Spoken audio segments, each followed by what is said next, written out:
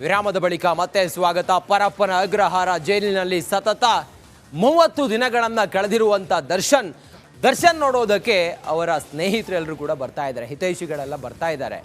ದರ್ಶನ್ ನೋಡಿ ಅವರ ಸ್ನೇಹಿತ ವಿನೋದ್ ರಾಜ್ಕುಮಾರ್ ಕಣ್ಣೀರು ಹಾಕಿದ್ದಾರೆ. ಇಂಥ ಸ್ಥಿತಿಯಲ್ಲಿ ದರ್ಶನನ್ನ ನೋಡುವಂಥ ಪರಿಸ್ಥಿತಿ ಬಂತಲ್ಲ ಅಂತ. ಹಾಗಾದರೆ ಮುಂದುವರೆದು ಏನೇನು ಹೇಳಿದ್ದಾರೆ ದರ್ಶನ್ನ ಆ ಸ್ಥಿತಿ ಬಗ್ಗೆ ವಿನೋದ್ ರಾಜ್ಕುಮಾರ್, ಈ ಕುರಿತಾಗಿ ಒಂದು ವರದಿ ಇದೆ, ನೋಡೋಣ ಬನ್ನಿ.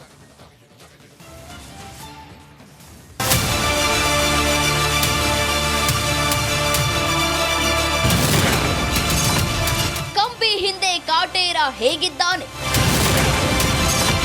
ದಚ್ಚು ಭೇಟಿ ಬಳಿಕ ವಿನೋದ್ ರಾಜ್ ಮಾತು. ರಿಪಬ್ಲಿಕ್ ಕನ್ನಡದಲ್ಲಿ ವಿನೋದ್ ರಾಜ್ ಎಕ್ಸ್ಕ್ಲೂಸಿವ್.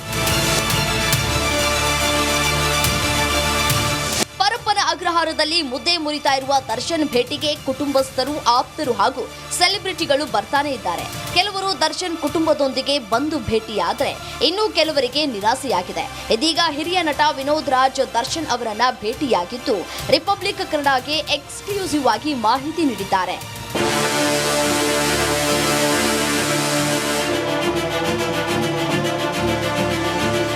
ಎಸ್, ಕಂಬಿ ಹಿಂದಿರುವ ಕಾಟೇರನನ್ನ ಭೇಟಿಯಾದ ನಟ ವಿನೋದ್ ರಾಜ್ ಪರಪ್ಪನ ಅಗ್ರಹಾರದಲ್ಲಿ ದರ್ಶನ್ ಹೇಗಿದ್ದಾರೆ ಅನ್ನೋದನ್ನ ಎಳೆಯಾಗಿ ಬಿಚ್ಚಿಟ್ಟಿದ್ದಾರೆ.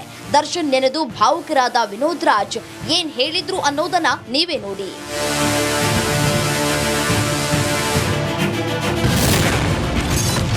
ಪಶ್ಚಾತ್ತಾಪವಾಗಿದೆ, ಜವಾಬ್ದಾರಿ ಬಗ್ಗೆ ಚಿಂತಿಸ್ತಾ ಇದ್ದಾರೆ. ತನ್ನ ದಿನಚರ್ಯ ಏನಿತ್ತು, ತಾನು ಮಾಡಬೇಕಾದಿಲ್ಲ, ಬಾಕಿ ಎಷ್ಟಿತ್ತು ಎಲ್ಲವೂ ತನ್ನ ಜವಾಬ್ದಾರಿಗಳು ಇಷ್ಟೊತ್ತಿಗೆ ಇದೆಲ್ಲ ಆಗಬೇಕಾಗಿತ್ತಲ್ಲ, ಯಾಕಾಗಲಿಲ್ಲ, ಇವೆಲ್ಲ ಅವರಿಗೆ ಅರಿವಾಗ್ತದೆ. ದರ್ಶನ್ ನೊಂದುಕೊಂಡಿದ್ದಾರೆ, ಸೊರಗಿದ್ದಾರೆ.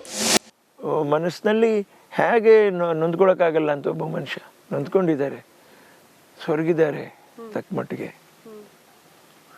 ನಾವು ನೋಡಿದಾಗ ಆತನಿಗೆ ಈ ಬಂದಿಯಲ್ಲ ನನ್ನ ನೋಡೋಕ್ಕೆ, ನೀನು ಬಂದಿಯಲ್ಲ ನನ್ನ ನೋಡೋಕ್ಕೆ, ಈ ಎರಡು ಮಾತು ಯಾಕೆ ನಮಗೂ ಈ ಥರ ಯಾಕೆ ಆಗ್ತದೆ, ಯಾಕೆ ನಮಗೆ ನಮ್ಮನ್ನೇ ನಾವು ಕಂಟ್ರೋಲ್ ಮಾಡೋಕ್ಕಾಗ್ತೀರ, ಕಣ್ಣೀರು ಬಂದ್ಬಿಡುತ್ತೆ ಅಂತಲೇ ಬೇಜಾರಾಗುತ್ತೆ ರೀ.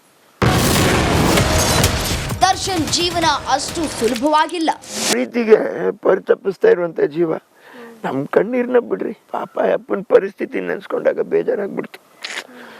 ಆ ಚಿಕ್ಕ ಮಗು ಸ್ಕೂಲ್ಗೆ ಹೋಗುವಾಗ ಅದು ಎದುರಿಸುವಂಥ ಪ್ರಶ್ನೆಗಳು ಎಷ್ಟೆಲ್ಲ ಕಷ್ಟ ಆಗ್ಬೋದು.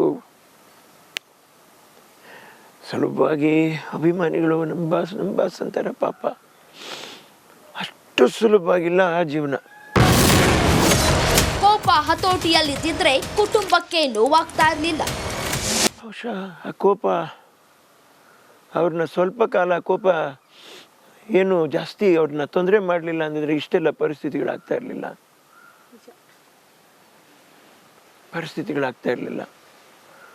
ಇಷ್ಟು ಜನರು ನೋವು ಅನುಭವಿಸೋಕೆ ಆಗಿರಲಿಲ್ಲ. ಹೌದೌದು, ಇಲ್ಲೋ ಒಂದು ಕಡೆ ದುಡುಕೋ ಏನೋ ಪಾಪ. ಸ್ವಲ್ಪ ಸಮಯದ ಬಳಿಕ ಎಲ್ಲವೂ ಸರಿ ಹೋಗುತ್ತೆ. ಸ್ವಲ್ಪ ಸುಧಾರಣೆ, ಸರಿ ಹೋಗುತ್ತೆ, ಎಲ್ಲನೂ ಸರಿ ಹೋಗುತ್ತೆ. ಏನು ಮಾಡೋದು, ಪ್ರಪಂಚದಲ್ಲಿ ಮನುಷ್ಯ ಒಂದು ಕಡೆ ಮನುಷ್ಯನಿಂದ ಜಿಗುಪ್ಸೆ, ಇನ್ನೊಂದು ಕಡೆ ವಿಧಿಯಿಂದ ಜಿಗುಪ್ಸೆ, ಇನ್ನೊಂದು ಕಡೆ ಪ್ರಕೃತಿಯಿಂದ ಜಿಗುಪ್ಸೆ. ಯಾವುದೋ ಒಂದು ರೀತಿಯಲ್ಲಿ ಈ ಪ್ರಕರಣಗಳು ನಡೀತಾನೆ ಇರ್ತವೆ. ಮಗನನ್ನ ಕಳೆದುಕೊಂಡ ತಾಯಿ ನೋವು ತುಂಬಾ ದೊಡ್ಡದು. ಆದರೆ ಹೋಗಿರೋ ನನ್ನ ಮಗನ್ನ ವಾಪಸ್ ಕೊಡ್ತೀರಾ?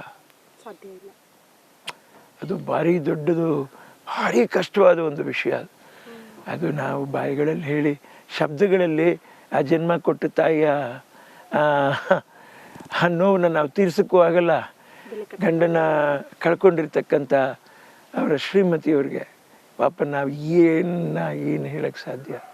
ಮಾತಾಡಿದ್ರೆ ಎಷ್ಟು ದೊಡ್ಡ ತಪ್ಪಾಗುತ್ತೆ, ಮಾತಾಡ್ದಿರ ಇರೋಕ್ಕೂ ಆಗಲ್ಲ. ಆರೋಪಿ ದರ್ಶನ್ ಜೈಲು ಸೇರಿ ತಿಂಗಳಾದ ಬಳಿಕ ಭೇಟಿಯಾದ ನಟ ವಿನೋದ್ ರಾಜ್ ಭಾವುಕರಾಗಿದ್ರು. ಹೊರಗಡೆ ಇದ್ದ ದರ್ಶನ್ ಸಂಪೂರ್ಣವಾಗಿ ಬದಲಾಗಿದ್ದು ಕುಗ್ಗಿ ಹೋಗಿದ್ದಾರೆ ಅಂತ ಕಣ್ಣೀರ್ ಹಾಕಿದ್ರು. Bureau report, republic Kannada.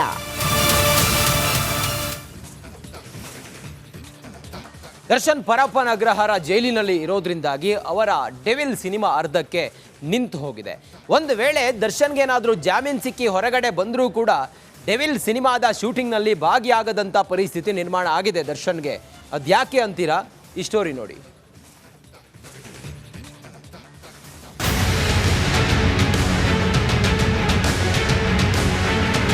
Devil Darshan ಬಹುನಿರೀಕ್ಷಿತ ಸಿನಿಮಾ. ಅಭಿಮಾನಿಗಳು ತುದಿಗಾಲಲ್ಲಿ ನಿಂತು ಕಾಯ್ತಿದ್ದ ಚಿತ್ರ. ಎಲ್ಲ ಅಂದುಕೊಂಡಂತೆ ಆಗಿದ್ದಿದ್ರೆ ಇದೇ ವರ್ಷ ಡಿಸೆಂಬರ್ಗೆ ಡೆವಿಲ್ ಸಿನಿಮಾ ರಿಲೀಸ್ ಆಗಬೇಕಿತ್ತು, ಥಿಯೇಟರ್ಗಳಲ್ಲಿ ಧೂಳೆಬ್ಬಿಸಬೇಕಿತ್ತು. ಆದ್ರೆ ಡೆವಿಲ್ ಸಿನಿಮಾ ಶೂಟಿಂಗ್ ಕಂಪ್ಲೀಟ್ ಆಗೋಕ್ಕೂ ಮುನ್ನವೇ ದಾಸ ಅಂಧರಾಗಿ ಬಿಟ್ಟಿದ್ದಾನೆ. ಡೆವಿಲ್ ಸಿನಿಮಾದ ಶೂಟಿಂಗ್ ಇನ್ನೂ ಕೂಡ ಬಾಕಿ ಇತ್ತು, ಕೆಲ ಸೀನ್ಗಳ ಚಿತ್ರೀಕರಣ ಪೆಂಡಿಂಗ್ ಇತ್ತು. ಆದ್ರೆ ಇದೆಲ್ಲ ಕಂಪ್ಲೀಟ್ ಆಗೋಕ್ಕೂ ಮುನ್ನವೇ ಕೊಲೆ ಕೇಸ್ನಲ್ಲಿ ದಾಸ ಜೈಲು ಪಾಲಾಗಿದ್ದಾನೆ. ಬೇಲ್ ಮೇಲೆ ದರ್ಶನ್ ರಿಲೀಸ್ ಆಗೋಕೆ ಕಾಟೂರಿನ ಅಭಿಮಾನಿಗಳು ಡೆವಿಲ್ ಸಿನಿಮಾದ ನಿರ್ಮಾಪಕರು ಕಾಯ್ತಾ ಇದ್ದಾರೆ. ಆದ್ರೆ ಶಾಕಿಂಗ್ ವಿಷಯ ಏನಂದ್ರೆ ದರ್ಶನ್ ಬೇಲ್ ಮೇಲೆ ರಿಲೀಸ್ ಆದ್ರೂ ಕೂಡ ಡೆವಿಲ್ ಸಿನಿಮಾ ಶೂಟಿಂಗ್ ನಲ್ಲಿ ಭಾಗಿಯಾಗೋದು ಡೌಟ್. ದರ್ಶನ್ ರಿಲೀಸ್ ಆದ್ರೂ ಡೆವಿಲ್ ಚಿತ್ರಕ್ಕೆ ಸಂಕಷ್ಟ. ದಾಸನಿಗೆ ಬೇಲ್ ಸಿಕ್ಕಿದ್ರೆ ಪಾಸ್ಪೋರ್ಟ್ ವಶಕ್ಕೆ. ಕೊಲೆ ಕೇಸ್ನಲ್ಲಿ ದರ್ಶನ್ ಬೇಲ್ ಮೇಲೆ ಬಿಡುಗಡೆಯಾದ್ರೂ ಡೆವಿಲ್ ಚಿತ್ರಕ್ಕೆ ಸಂಕಷ್ಟ ತಪ್ಪಿದ್ದಲ್ಲ. ಕಾರಣ ಡೆವಿಲ್ ಚಿತ್ರದ ಕೊನೆಯ ಶೂಟಿಂಗ್ ಶೆಡ್ಯೂಲ್ ಆಗಿದ್ದು ಬ್ಯಾಂಕಾಕ್ನಲ್ಲಿ. ಒಂದ್ ವೇಳೆ ದರ್ಶನ್ ಬೇಲ್ ಮೇಲೆ ಜೈಲಿನಿಂದ ಹೊರಬಂದ್ರೆ ಬ್ಯಾಂಕಾಕ್ಗೆ ಹೋಗೋಕೆ ಸಾಧ್ಯನೇ ಇಲ್ಲ. ಕಾರಣ ಮೊದಲೇ ಕೊಲೆ ಕೇಸ್ ಆಗಿರೋದ್ರಿಂದ ದರ್ಶನ್ಗೆ ಷರತ್ತುಬದ್ಧ ಜಾಮೀನು ನೀಡಲಾಗುತ್ತೆ. ಹೀಗಾಗಿ ಸಾರಥಿಗೆ ಜಾಮೀನು ಸಿಕ್ಕರೆ ಆತನ ಪಾಸ್ಪೋರ್ಟ್ನನ್ನ ವಶಕ್ಕೆ ಪಡೆಯಲಾಗುತ್ತೆ. ಇದೇ ಕಾರಣಕ್ಕೆ ದರ್ಶನ್ ಬಿಡುಗಡೆಯಾದ್ರೂ ದೇಶ ಬಿಟ್ಟು ಹೋಗೋಕೆ ಆಗಲ್ಲ. ಹೀಗಾಗಿ ದರ್ಶನ್ ಹೊರಬಂದ್ರೂ ಡೆವಿಲ್ ಚಿತ್ರತಂಡಕ್ಕೆ ಸಂಕಷ್ಟ ತಪ್ಪಿದ್ದಲ್ಲ. ದರ್ಶನ್ ಟೈಮೇ ಸರಿ ಇಲ್ವೋ ಏನೋ, ಏನೇ ಮಾಡಿದ್ರೂ ಒಂದಲ್ಲ ಒಂದು ಸಂಕಷ್ಟ ಎದುರಾಗ್ತಾ ಇರೋದಂತೂ ಸುಳ್ಳಲ್ಲ. Bureau report, republic Kannada. ನಮಸ್ಕಾರ, ಕರ್ನಾಟಕ ಪ್ರೈಮ್ ಟೈಮ್ಗೆ ಸ್ವಾಗತ. ನಾನು ಜಯಪ್ರಕಾಶ್ ಶೆಟ್ಟಿ. ಇಡೀ ಕರ್ನಾಡು ಇವತ್ತು ರೆಬೆಲ್ ಆಗಿ ನಿಂತಿದೆ. ಈ ಹಗರಣಗಳನ್ನು ಸದನದಲ್ಲಿ ಪ್ರಸ್ತಾಪ ಮಾಡಲು ಕೂಡ ಕಾಂಗ್ರೆಸ್ ಹಿಂದೇಟು ಹಾಕಿದ್ದೇಕೆ? ನಿಮ್ಗೆ ಸಂಬಳ ಅದಕ್ಕೆ, ನಿಮಗೆ ವಾಹನ ಅದಕ್ಕೆ, ನಿಮಗೆ ವೆಪನ್ ಅದಕ್ಕೆ, ನೀವು ಅದನ್ನು ಸೆರೆ ಹಿಡಿಬೇಕಾಗಿತ್ತು. ನೀವು ವಿದ್ಯುತ್ ಬರ ಇದೆ ಅಂತ ಹೇಳ್ತಾ ಇದ್ದೀರಿ, ಎಲ್ಲಿ ಬರ ಇದೆ ನೀವು ಹೇಳಬೇಕು. ಪಾಕಿಸ್ತಾನ್ ಆಕ್ಯುಪೈಡ್ ಕಾಶ್ಮೀರ್ ಅದು ಎಂದೆಂದಿಗೂ ನಮ್ಮದು. 40 ಮೆಷಿನ್ಗಳು ತಂದಿತ್ತು ನೋಟ್ ಎಣಿಸುವುದಕ್ಕೆ, ಅದೇ ಹಾಳಾಯಿತು. ಮಥುರಾದ ಗಲಾಟೆ ಇದೆಯಲ್ಲ, ಅದು ಸ್ಥಳೀಯವಾಗಿ ಕೂತು ಪರಿಹರಿಸಬಹುದಾದಂಥ ಕಾನೂನಿದೆ. ಗ್ಯಾರಂಟಿ ಯೋಜನೆಯಿಂದ ನಷ್ಟ ಆಗಿದೆ, ಲಾಭ ಆಗಿದೆ, ದಯವಿಟ್ಟು ಹೇಳಿ.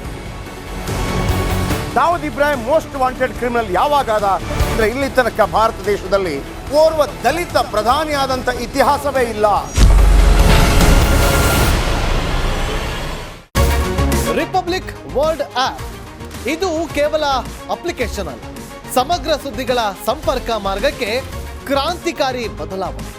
ರಿಪಬ್ಲಿಕ್ ವರ್ಲ್ಡ್ ಆಪ್ ಕೇವಲ ಸುದ್ದಿ ಅಪ್ಲಿಕೇಶನ್ ಅನ್ನ ಪರಿಚಯ ಮಾಡ್ತಾ ಇಲ್ಲ, ಬದಲಾಗಿ ಡಿಜಿಟಲ್ ಸುದ್ದಿ ಬಳಕೆಯ ಹೊಸ ಯುಗಕ್ಕೆ ನಾಂದಿ ಹಾಡ್ತಾ ಇದೆ.